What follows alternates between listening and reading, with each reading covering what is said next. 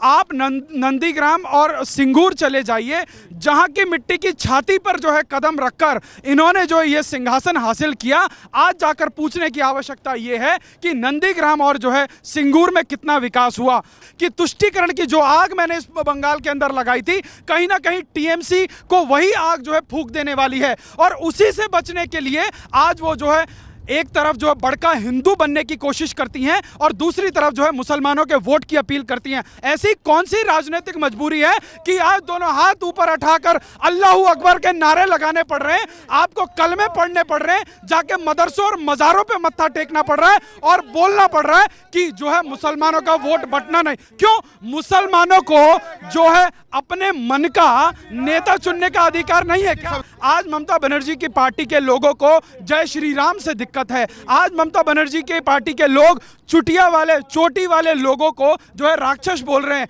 क्योंकि इनको तो हिंदू का वोट चाहिए नहीं। एक हिंदू मंदिर का जो बोर्ड होता है, उसका जो अध्यक्ष है वो एक मुसलमान मंत्री को बना दिया जाता है। तो क्या ममता बनर्जी इतना डेयर करेंगी कि पश्चिम बंगाल के हज कमेटी के अध्यक्ष किसी हिंदू को बनाएंगी? कभी नहीं बनाएंगी। देखिए, टोपी और दाढ़ी वालों की सरकार यहाँ पिछले 10 साल से है, पर आज की मुख्यमंत्री क्या कर रही है? लोगों को 5 रुपए में अंडा भात खिलाकर जो है उनके वोट खरीद लेना चाहती हैं। 2019 के लोकसभा चुनाव में जब इस प्रदेश की जनता ने इतनी जोर का बटन दबाया कि करंट जो है ममता बनर्जी और भाईपो को जाकर लगा, और आज हिंदुओं को जो है छलने के लिए 1000 रुपए का पुरोहित भत्ता देना पड़ रहा है। यदि आपने 10 साल काम किया होता तो आज आपको अपनी टूटी टांग नहीं दिखानी पड़ती। आप भी तो छाती पीट के बता सकते थे कि हमने 10 साल में बंगाल की उन्नति के लिए यह काम किया है। तो जब आपके पास दिखाने के लिए कुछ नहीं होता, जब आपके पास बताने के लिए कुछ नहीं होता, तो आपको टूटी टांग दिखानी पड़ती है और आपको जो है मंदिर और मदरसों में जो है मत्था टेकना पड़ता है। दोस्तों नमस्कार, हम कलकत्ता के अंदर हैं और ये पैरी चलती है बाबू घाट से लेकर के हावड़ा तक, और इस पैरी का मात्र किराया है 6 रुपया। और आज इस बंगाल के इलेक्शन को लेकर के हम वेद जी से बात करेंगे विस्तार से कि जिस तरीके का माहौल बनाया जा रहा है। वेद जी, सबसे बड़ी बात है कि दीदी हैं वो कहती हैं कि अल्पसंख्यक यानी कि मुसलमानों की वोट टीएमसी को डाल दो और बीजेपी को भगा दो यहाँ से हरा करके। और अब मोदी जी ने भी वार किया है कि अगर मैं हिंदुओं की वोट के लिए बोल देता तो मुझे नोटिस भेज दिया जाता। तो इनडायरेक्टली समझें कि मोदी ने भी मांग लिया हिंदुओं का वोट। कैसे देखते हैं इस चीज़ को? देखिए, आज इस बात को समझना बहुत ज़्यादा ज़रूरी है कि आज बंगाल का चुनाव किस दशा में जा रहा है। आज से 10 साल पहले जब ममता बनर्जी यहाँ पर जनता के बीच में आई थी, तब उन्होंने माँ, माटी और मानुष का नारा दिया, और उसके बाद जो है यहाँ की जनता ने 3 दशक पुराने जो है वामपंथियों के सरकार को समाप्त कर कर एक तरफा जो है ममता बनर्जी को जिताने का काम किया।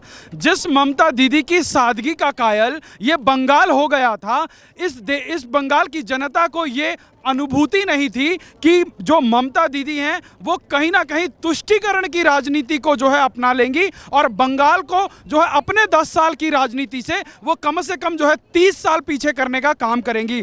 आज आप नंदीग्राम और सिंगूर चले जाइए, जहां की मिट्टी की छाती पर जो है कदम रखकर इन्होंने जो ये सिंहासन हासिल किया। आज जाकर पूछने की आवश्यकता ये है कि नंदीग्राम और जो है सिंगूर में कितना विकास हुआ। उसी नंदीग्राम में ममता बनर्जी के पैर में तथाकथित रूप से जरा सी चोट क्या लगती है, तो ममता बनर्जी के लिए जो है 1 घंटे का जो है हाईवे खुलवाकर वहां से जो है कलकत्ता लाया जाता है। तो क्या नंदीग्राम में और सिंगूर में एक ऐसी व्यवस्था, एक सुपर तथाकथित वहां पे बड़े सुपर स्पेशलिटी हॉस्पिटल थे और वहां पर जो है ममता बनर्जी को वहां पर दिखाने के लिए एक हॉस्पिटल नहीं था? पर मजे की बात ये कि आज ममता बनर्जी को जिनकी सरकार की गोदी में जो है वो अब्बास सिद्दीकी खेला करते थे, वो आज उन्होंने दूसरी पार्टी बना ली। तो आज ममता बनर्जी को लगता है कि तुष्टीकरण की जो आग मैंने इस बंगाल के अंदर लगाई थी, कहीं ना कहीं टीएमसी को वही आग जो है फूंक देने वाली है। और उसी से बचने के लिए आज वो जो है एक तरफ जो है बड़का हिंदू बनने की कोशिश करती हैं और दूसरी तरफ जो है मुसलमानों के वोट की अपील करती हैं। आप बताइए, एक प्रदेश का मुख्यमंत्री, वो तो हिंदू का भी मुख्यमंत्री है, मुसलमानों का भी मुख्यमंत्री है, सिख का भी मुख्यमंत्री है, ईसाई का भी मुख्यमंत्री है, पर ऐसी कौन सी विडंबना है आज, ऐसी कौन सी राजनीतिक मजबूरी है कि आज दोनों हाथ ऊपर उठाकर अल्लाहू अकबर के नारे लगाने पड़ रहे हैं, आपको कलमे पढ़ने पड़ रहे हैं, जाके मदरसों और मजारों पे मत्था टेकना पड़ रहा है और बोलना पड़ रहा है कि जो है मुसलमानों का वोट बंटना नहीं। क्यों? मुसलमानों को जो है अपने मन का नेता चुनने का अधिकार नहीं है क्या? सबसे बड़ी बात है कि हमने देखा नंदीग्राम में कि उनको चंडी का पाठ करते हुए मंदिर मंदिर घूमते हुए, अब उसके बाद जैसे ही वोट खत्म होते हैं वहां के, तो इतनी बौखलाहट हो जाती है कि भगवान नरेंद्र मोदी को कह देती हैं कि वो कोई भगवान है जो भविष्यवाणी करेंगे कि दीदी हार गई। देखिए, इस भारत की ये जो गणतांत्रिक व्यवस्था है, जो ये लोकतांत्रिक व्यवस्था है, इसमें जनता ही भगवान है और नरेंद्र मोदी इकलौते ऐसे प्रधानमंत्री हैं जो अपने आप को प्रधानमंत्री नहीं प्रधान सेवक कहलाना पसंद करते हैं। और वो ममता बनर्जी का जो एरोगेंस है, ममता बनर्जी की जो हेट्रेड है नरेंद्र मोदी को लेकर, आप बताइए, अगर हम नरेंद्र मोदी जी और ममता बनर्जी का जो है एक पॉलिटिकल पृष्ठभूमि देखें तो कहीं ना कहीं दोनों ने देश और प्रदेश में अपने संघर्षों से जगह जमाई है।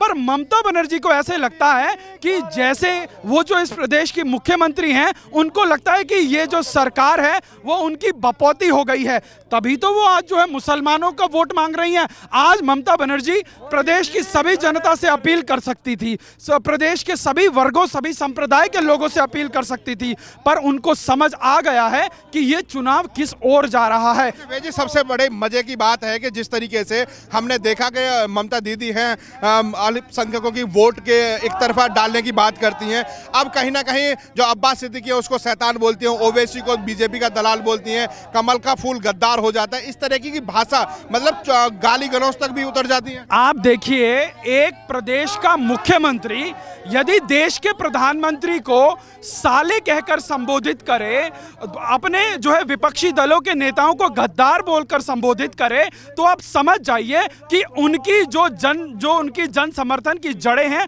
वो कट चुकी हैं। उनके पास जनता का कोई आधार नहीं है। जब जन आधार समाप्त हो जाता है तो इस प्रकार की जो बौखलाहट है वो लाजमी है। वो उनकी बॉडी लैंग्वेज में दिख रहा है, उनकी भाषण में दिख रहा है। आप बताइए, आज ममता बनर्जी की पार्टी के लोगों को जय श्री राम से दिक्कत है। आज ममता बनर्जी के पार्टी के लोग चुटिया वाले, चोटी वाले लोगों को जो है राक्षस बोल रहे हैं, क्योंकि इनको तो हिंदू का वोट चाहिए नहीं। अगर इनको हिंदू का वोट चाहिए होता और हिंदू के वोटों की अहमियत होती तो ये निश्चित रूप से जो है इस प्रकार की दुर्भावना जो है हिंदू समाज के साथ नहीं करते।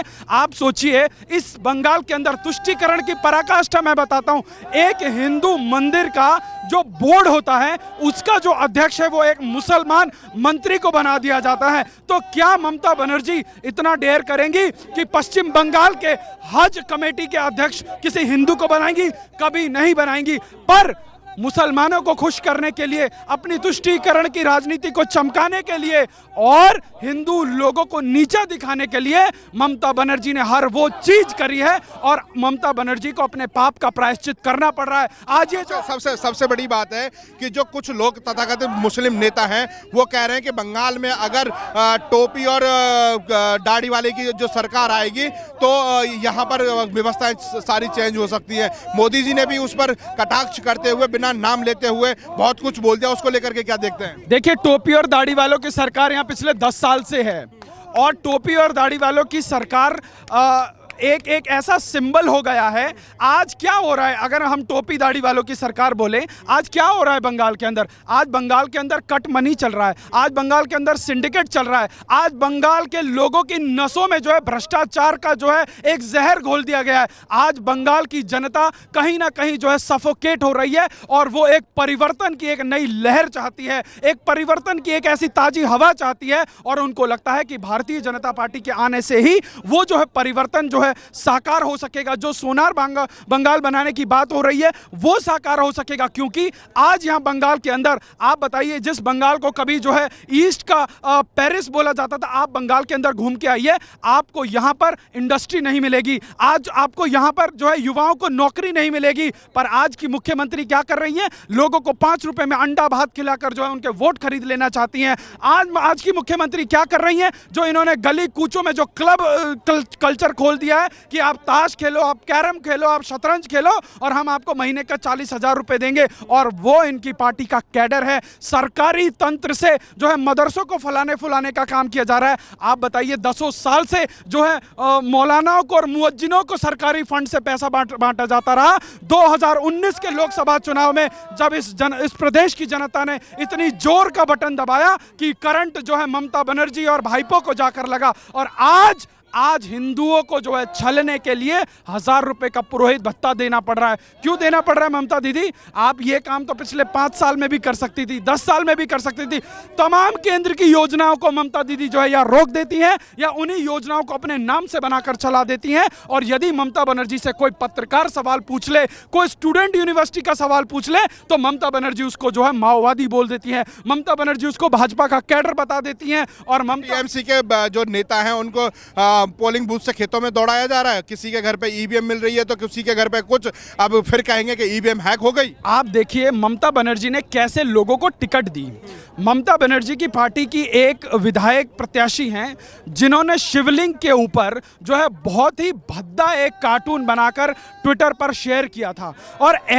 और उसके बाद जो बॉलीवुड की हीरोइंस हैं जो 1 घंटे के लिए अपनी पार्टी का जो है रोड शो नहीं कर सकती, ऐसी हीरोइनों को टिकट दिया है ताकि इस प्रदेश का युवा जो है ग्लैमर की चकाचौंध में ममता बनर्जी को वोट दे दे। आप बताइए, यदि आपने 10 साल काम किया होता तो आज आपको अपनी टूटी टांग नहीं दिखानी पड़ती। आप भी तो छाती पीट के बता सकते थे कि हमने 10 साल में बंगाल की उन्नति के लिए यह काम किया है। तो जब आपके पास दिखाने के लिए कुछ नहीं होता, जब आपके पास बताने के लिए कुछ नहीं होता, तो आपको टूटी टांग दिखानी पड़ती है और आपको जो है मंदिर और मदरसों में जो है मत्था टेकना पड़ता है। तो आज जो ये हिंदू बनने की, ये जो बड़का हिंदू बनने की कोशिश है, यही ममता बनर्जी की फ्रस्ट्रेशन है। और आज प्रधानमंत्री ने जवाब दे दिया है कि जब एक प्रदेश की मुख्यमंत्री सिर्फ और सिर्फ एक संप्रदाय के लोगों की राजनीति करती है तो क्यों इलेक्शन कमीशन जो है उसको नोटिस नहीं देता। तो प्रधानमंत्री ने तो बहुत सीधे शब्दों में बोल दिया, क्योंकि प्रधानमंत्री का नारा है सबका साथ, सबका विकास, सबका विश्वास।